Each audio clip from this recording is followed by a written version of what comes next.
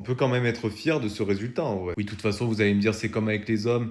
Le rap US est beaucoup moins écouté que le rap français en France, ce qui peut être logique, mais ce qui est dommage en vrai. Du coup, certains seraient beaucoup plus objectifs et se rendraient compte de la merde qui nous sort en France ces derniers temps et la plupart des artistes. Mais pour le coup, se dire qu'Aya Nakamura, qui est quand même très grande dans ce milieu, qui nous a tous un peu enjaillé à un moment donné, qu'on aime actuellement ou pas, il y a un moment où on l'a eu dans nos soirées, on l'a eu dans nos oreilles. Même si à la base on n'écoute pas forcément ce genre musical, elle est du coup qu'elle soit numéro un de l'artiste féminine la plus streamée de la décennie 2020, franchement c'est lourd. Devant Billie Eilish, Lady Gaga, Taylor Swift, Dua Lipa, Rihanna, Sia, Céline Dion, Ariana Grande, Beyoncé.